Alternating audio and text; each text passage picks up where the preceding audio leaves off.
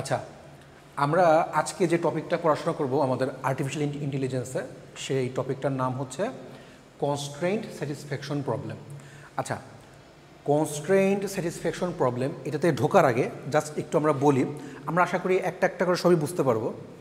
প্রথমে যে জিনিসটা দেখব সেটা হচ্ছে যে আমরা অলরেডি আমাদের আগের ক্লাসগুলোতে বা প্রিভিয়াস মিডের আগে যে ক্লাসগুলো হয়েছে, সো সেখানে আমরা অলরেডি সলভ করে এসেছি আনইনফর্মড সার্চ এবং ইনফর্মড সার্চ। এই আনইনফর্মড এবং ইনফর্মড সার্চ আমরা অলরেডি জানি যে ইনফরমেশন নিয়ে আনইনফর্মড বা ইনফর্মড সার্চগুলোকে আমরা উইদাউট হিউরিস্টিক এবং হিউরিস্টিক সার্চও বলে থাকি। I hope you know that.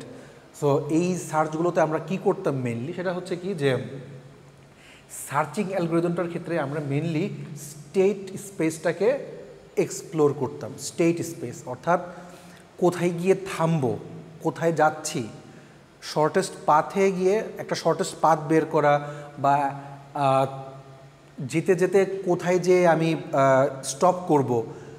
তো এই অর্থাৎ একটা গোল নোড বা টার্গেট নোড আমরা খুঁজে বের করার চেষ্টা করতে পারবো, একটা টার্গেটে যাওয়ার চেষ্টা করতাম, অর্থাৎ একটা স্টেটের স্পেস বের করার হচ্ছে কি আমরা চেষ্টা করতাম। সো এই ধরনের স্টেট স্পেসগুলা বের করার জন্য, এক্সপ্লোর করার জন্য আমরা কি করতাম, কিছু মেথড ইউজ করতাম, like tree method, graph method, এরকম বেশ কিছু মেথডস হচ্ছে কি আমরা ইউজ করতাম। সো এই মেথডগুলো ইউজ করার কারণে কি হতো যে আমরা সলিউশনে পৌঁছাতে পারতাম। সো এটা আমি কেন বললাম, এটা বলার উদ্দেশ্য হচ্ছে বা এটা বলার কারণ হচ্ছে যে আনইনফর্মড সার্চ বা ইনফর্মড সার্চের ক্ষেত্রে আমরা যে কাজগুলো করি তার থেকে একটু ভিন্ন হচ্ছে কি আমাদের কনস্ট্রেন্ট স্যাটিসফ্যাকশন প্রবলেমটা। অ্যাকচুয়ালি কনস্ট্রেন্ট কথাটার মানে হচ্ছে রুলস, মানে কনস্ট্রেন্ট অ্যাকচুয়ালি মানে কনস্ট্রেন্ট কথাটা মানে রুলস নয়, এখানে কনস্ট্রেন্ট বলতে আমরা হচ্ছে কি মেনলি রুলসকে বোঝাবো, রুলস নিয়ে হচ্ছে কি আমরা কাজ করা বোঝাবো। সো আমরা মেনলি যদি ইউজ কেসগুলো চিন্তা করি, যে মানে আমরা কি কি কাজে কনস্ট্রেন্ট প্রবলেম বা স্যাটিসফ্যাকশন প্রবলেমটা নিয়ে কাজ করি, সেটা হচ্ছে আমরা বেশ কিছু রিয়েল লাইফ প্রবলেমে কাজ করতে পারি। লাইক যদি বলি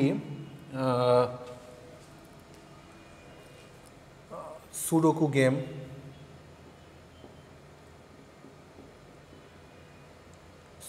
গেম, দেন হচ্ছে গ্রাফ কালারিং,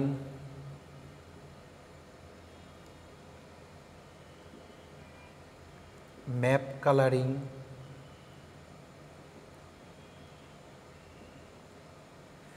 দেন হচ্ছে ক্রিপ্ট অ্যারিথমেটিক।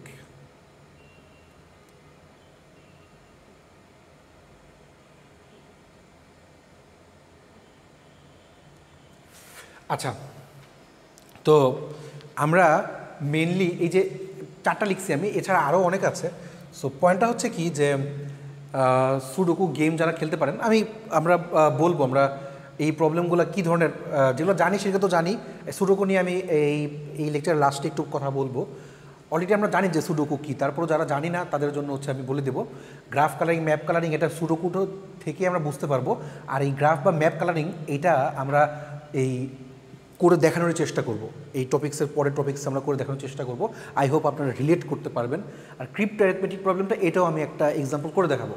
সো আমি চারটা এক্সাম্পল নিয়েছি যাতে হচ্ছে যে আপনাদেরকে দেখাতে পারি, রিয়েল লাইফ এক্সাম্পল দেখাতে পারি। বাকিগুলো আপনারা চাইলে আমি মানে বলতে পারি, বাট হয়তো রিপ্রেজেন্ট করে দেখাতে গেলে একটু ঝামেলা হতে পারে, এই জন্য হচ্ছে কি আমি চারটা নিয়েছি আর কি। সো মানে মেন কথা হচ্ছে কি আমরা রিয়েল লাইফ কিছু প্রবলেম সলভ করার ক্ষেত্রে আমরা এই কনস্ট্রেন্ট স্যাটিসফ্যাকশন প্রবলেমটাকে ইউজ করি। সো এই ইউজ কেসটা আগে আপনাদেরকে আমি একটু বলে নিলাম। আচ্ছা, এখন কনস্ট্রেন্ট স্যাটিসফ্যাকশন প্রবলেম, এই কনস্ট্রেন্ট স্যাটিসফ্যাকশন প্রবলেমে আমরা মেইনলি কী করব এখন, সেটা হচ্ছে যে তার কিছু ক্যারেক্টারিস্টিক্স আছে, সেগুলো একটু আমরা জানার চেষ্টা করব। সেটা হচ্ছে প্রথম কথা হচ্ছে যে মানে বেশ কিছু ক্যারেক্টারিস্টিক্স আছে, আমরা যদি করতে শুরু করি।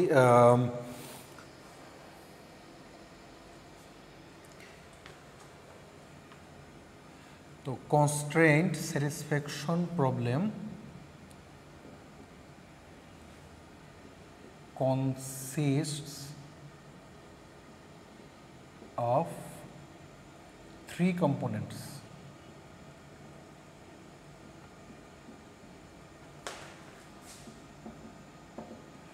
একটাকে বলি ভি, একটাকে বলি ডি, একটাকে বলি সি। আচ্ছা, দেন ভি ডি সি দিয়ে কে বোঝায় সেটা বলি। সেটা হচ্ছে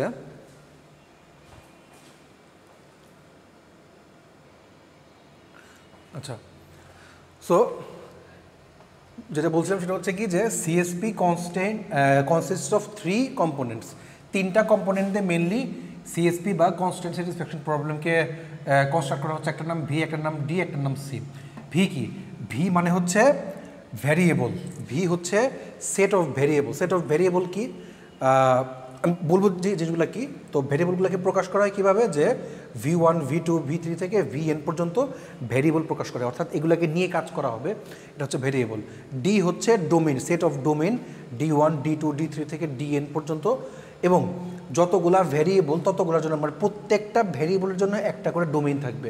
সো ডোমেনটা কি? ডোমেনটা হচ্ছে যে কী নিয়ে সে কাজ করবে, মানে ভ্যারিয়েবলগুলো মনে করেন আমরা বলি না যে ইন্ট এক্স ইকাল টু 2 আমরা ডিক্লেয়ার করলাম, এটা একটা ভ্যারিয়েবল, তাই না? ভ্যারিয়েবল, আর তার ডোমেন হচ্ছে কি যে এখানে 2 বললাম। 2 মানে হচ্ছে এটা কি হতে পারে, এটা একটা ইন্টিজার নাম্বার, অর্থাৎ ভ্যারিয়েবল V1 এর মধ্যে একটা ইন্টিজার নাম্বার থাকলো, মানে এটা বললাম যে V1 সাপোজ। সো V1 এর মধ্যে কি একটা ইন্টিজার নাম্বার থাকলো, আরেকটা বললাম ফ্লোট থাকলো। V2 এর মধ্যে হচ্ছে কি 3.21 দিলাম, তাই এটা একটা ফ্লোট নাম্বার। সো এই 2টা হচ্ছে কি একটা ডোমেইনে পড়তেছে, সেই ডোমেইনটা কি? সেই ডোমেইনটা হচ্ছে ইন্টিজার নাম্বার। আর V2টা যেটা পড়ছে সেটা হচ্ছে কি ফ্লোট নাম্বার, মানে ডোমেইনটা হচ্ছে কি ফ্লোট, এইটা D2তে রাখলাম। সো প্রত্যেকটা ভ্যারিয়েবল একটা করে ডোমেইনকে চুজ করবে, অর্থাৎ প্রত্যেকটা ভ্যারিয়েবলের মধ্যে একটা করে ডোমেইন থাকবে, বা প্রত্যেকটা ডোমেইন একটা করে ভ্যারিয়েবলের জন্য থাকবে। সো এটাকে আমরা বলছি হলো কি সেট অফ ডোমেইনস। আচ্ছা, আমি এটার রিপ্রেজেন্টেশন দেখাবো, বাট তাদেরকে আমি হচ্ছে এটাকে দেখাচ্ছি হচ্ছে এইভাবে আমরা লিখি আর কি। দেন হচ্ছে কি সি, বাকি হচ্ছে আমার সি। তো সিটা কি? সি হচ্ছে যে সেট অফ কনস্ট্রেন্টস বা সেট অফ রুলস। তো সেট অফ রুলসটা কি? সেটা হচ্ছে কি যে that specify allowable combination of values. আচ্ছা, বিষয়টা হচ্ছে কি যে আমার V1ও দেওয়া আছে, D1ও দেওয়া আছে, V2ও দেওয়া আছে, D2ও দেওয়া আছে, আবার V3-র জন্য D3 যাই বলেন না কেন, ধরেন আমি এখানে V3 লিখলাম, তো V3-র জন্য হচ্ছে কি D3 দেওয়া আছে, এরকম করে Vn সংখ্যকের জন্য Dn সংখ্যক দেওয়া আছে। তো পয়েন্টটা হচ্ছে কি যে সি মানে হচ্ছে যে আমরা একটা রুলস বা একটা কনস্ট্রেন্ট তৈরি করব, যে কনস্ট্রেন্টের মধ্যে থাকবে কি স্কোপ থাকবে আর রেল থাকবে। আচ্ছা, স্কোপ আর রেলটা কি বলতেছি, যে কনস্ট্যান্ট তৈরি করব যে কনস্ট্যান্টের মধ্যে এই দুইটার কম্বিনেশন থাকবে। কম্বিনেশন মানে হচ্ছে V1 যা আছে তার জন্য D1 থাকবে, V2 এর জন্য D2 থাকবে, V3 এর জন্য D3 থাকবে। এটা বলতে পারেন যে স্যার এটা বোঝাই যাচ্ছে যে মানে কোনটা কি করব। পয়েন্টটা হচ্ছে V1 এর D1টা যেটা আর V2 এর D2 এই দুইটা কখনো এক হইতে পারবে না, অর্থাৎ আরও সহজ ভাষায় বলি V1 আর V2 কখনো একরকম ভেরিয়েবল হতে পারবে না। আমি যদি এখানে বলতাম যে ইন্ট V1 ইকুয়াল টু 2, আবার যদি বলতাম ইন্ট V2 ইকুয়াল টু 2, দুটো একরকম হবে না। সো তাদের ডোমেইনটা আলাদা হতে হবে, আলাদা আলাদা ডোমেইন হতে হবে। আমি দেখাচ্ছি। তো সিআই মানে এই কনস্ট্যান্টটা মানে এই জন্য বলা হয়েছে যে স্পেসিফাই অ্যালাউয়েবল কম্বিনেশন কি, যে এদের কম্বিনেশন থেকে আমরা যেটাকে চুজ করতে পারবো, অর্থাৎ যেটাকে নিয়ে হচ্ছে কাজ করতে পারবো, সেটাকেই বলা হয় হচ্ছে অ্যালাউয়েবল কম্বিনেশন। সো অ্যালাউয়েবল কম্বিনেশনের মধ্যে একটা স্কোপ থাকবে, রেল থাকবে। স্কোপ আর রেলটা কি? স্কোপ মানে হচ্ছে আমি লিখে রাখছি where scope is set of variables that participate in constraint. আচ্ছা, অর্থাৎ যদি মনে হয়, যদি কোনো কারণে দেখেন যে V1 এর আর V2 এর একই রকম এসে পড়ছে, তখন আমরা নিতে পারবো না। বাট V1 যখন দেখলাম আলাদা, V2 যখন দেখলাম আলাদা, অর্থাৎ তাহলে এরা দুজনেই তাহলে পার্টিসিপেট করতেছে, অর্থাৎ যাদের ডোমেইন আলাদা আলাদা, তো তারা প্রত্যেকেই পার্টিসিপেট করতে পারবে। সো ওটা বলতেছে স্কোপ, ওই ভেরিয়েবলগুলো। আর রেল হচ্ছে কি, বা রিলেশন। রেল মানে হচ্ছে relation that define the values that variable can take. মানে V1 হচ্ছে স্কোপের জন্য, আর এই রেল হচ্ছে কি D1, মানে হচ্ছে যারা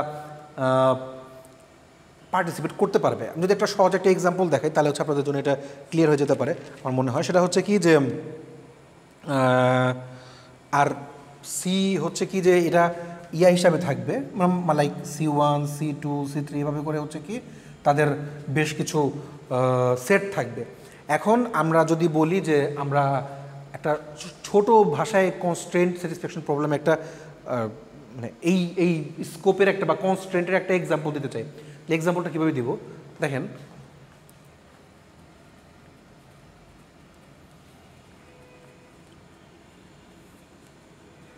তাহলে ধরেন আমার কাছে এক্সাম্পল আর কি, ধরেন আমার কাছে ভ্যারিয়েবল আছে, হচ্ছে V1 আর V2, ভালো কথা। আর ডোমিন আছে মনে করেন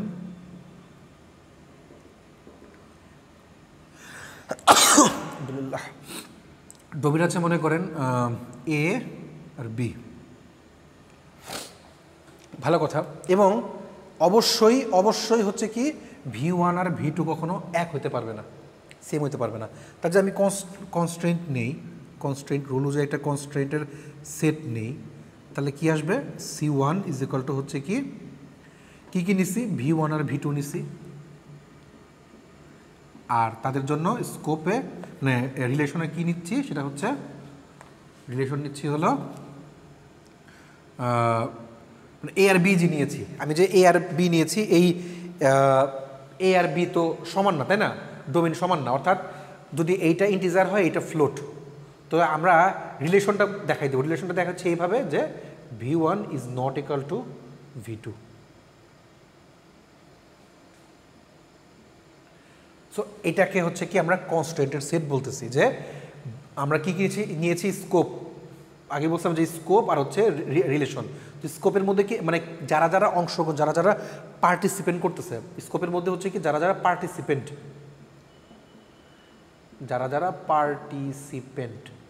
সো পার্টিসিপেন্টরা হচ্ছে কি এখানে থাকবে, আর এখানে হচ্ছে কি তাদের রিলেশনটা থাকবে, তারা কি ওয়াইজ রিলেটেড। তো V1 আর V2 কি তারা একরকম না। বলতে পারেন যে স্যার তো যখন অনেক বেশি আসবে তখন আমি কীভাবে করবো? আরেকটা ছোটো এক্সাম্পল দিই। আচ্ছা, এটাকে আরও এক দুইভাবে রিপ্রেজেন্ট করা যায়। লাইক যদি আমি ডোমেইন হিসাবেও যদি বলি বা ডোমেন ওয়াইজ যদি দেখাইতে চাই, তাহলে আমি সেভাবে দেখাতে পারি। লাইক যদি আমি এভাবেও বলতাম যে C1 is equal to V1 V2, আর হচ্ছে যে তাদের ডোমেনগুলোকে নিব। ডোমেন হচ্ছে কি A আর B। এখন আপনি বলতে পারেন যে স্যার তাহলে আমি এখানে রিলেশন দেখানোর পরে আবার যদি পারি এখানে আমি দেখালাম A আর B দেখালাম, তাহলে কী হলো এটা? এখানে আমি দেখাইছি কি, দেখেন বিষয়টা কিন্তু প্রায় একই। বোঝানোর চেষ্টা করতেছি যে V1 আর V2 এক না, এরা দুজন যেহেতু পার্টিসিপেন্ট, এই দুজন যেহেতু আমার স্কোপের মধ্যে এই দুই ভ্যারিয়েবলকে আমি নিয়েছি, এই দুই ভ্যারিয়েবলের রিলেশন হচ্ছে কি তারা একরকম না। দুই হচ্ছে V1 আর V2 যে নিয়েছি, মানে আরেকটা টাইপ অফ রিপ্রেজেন্টেশন, সেটা হচ্ছে কি V1 আর V2 নিয়েছি এবং তাদের মধ্যে যে দুইটা ডোমেন নিয়েছি, সেই দুইটা ডোমেনও হচ্ছে আলাদা আলাদা। মানে V1 এর জন্য A, V2 এর জন্য B, সো তাদের জন্য আলাদা আলাদা নিয়েছি। সো এই জন্য হচ্ছে কি আমি A আর Bকে বলে দিয়েছি যে A আর B হচ্ছে শুধুমাত্র আমরা মানে A আর B হচ্ছে কি আমার রিলেশন আলাদা আলাদা। আচ্ছা, আবার ধরেন যদি আমি এরকম করি যে ধরে নিলাম ডোমেইনের ক্ষেত্রে A এর ক্ষেত্রে হচ্ছে কি 1 আর 2 আছে, আর B এর জন্য আছে হচ্ছে মনে করেন 2 আর 4 আছে। তাহলে আমি এটাকে কীভাবে নিতে পারি সেটা হচ্ছে কি C1 V1 আর V2 নিলাম, এই হচ্ছে আমাদের পার্টিসিপেন্টগুলো নিলাম। 2 হচ্ছে এখন আমি কোনটা আমার নেওয়া দরকার A আর B সেটা নিব। এখন দেখেন যেহেতু V1 আর V2 নিচ্ছি, তাহলে দুইটা থেকে আমাকে এমনভাবে নিতে হবে কনস্ট্রেন্টগুলো, তো কনস্ট্রেন্টের রিলেশনগুলো সেটা হচ্ছে আমি দেখার চেষ্টা করব। তো প্রথমে কি নিতে পারি 1 আর 2, এই 1 আর এই 2 নিতে পারি।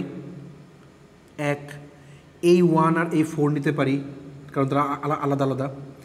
এখন মানে 1 জন্য দুইটাই শেষ করলাম। এখন 2 জন্য যদি দেখি 2 আর 2 কি হবে না? 2 আর 2 হবে না, বিকজ অফ 2 আর 2 একই রকম হয়ে যায়। একই রকম হলে আমরা নিতে পারবো না। তো আমরা কি করব, যেটা আলাদা আলাদা সেটা নিব। তার মানে হচ্ছে কি 2 আর 2 যেহেতু নিতে পারতেছি না, তাহলে আমরা কি নিব 2 আর 4 নিব। 2 আর 4 নিব।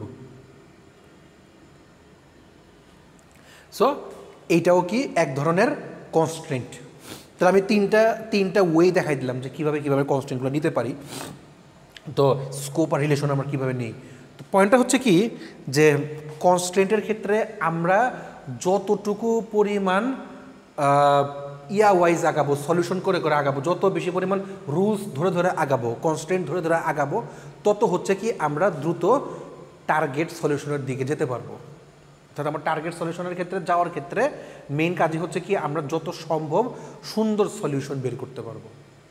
সো এটা হচ্ছে কি আমাদের কনস্ট্রেন্ট স্যাটিসফ্যাকশন প্রবলেম। এখন মনে করেন আমি যদি একটা এক্সাম্পল দিয়ে দেখাই, আমি একটা এক্সাম্পল দেখাবো, সমস্যা নেই কনস্ট্রেন্ট। আমি জাস্ট মানে একদম রেকগনাইজড এক্সাম্পল না দেখি একটা ছোটোখাটো এমনি জাস্ট বোঝানোর জন্য দেখাচ্ছি। সেটা হচ্ছে কি যে ধরেন আপনি একটা সুডোকু প্রবলেম সলভ করবেন।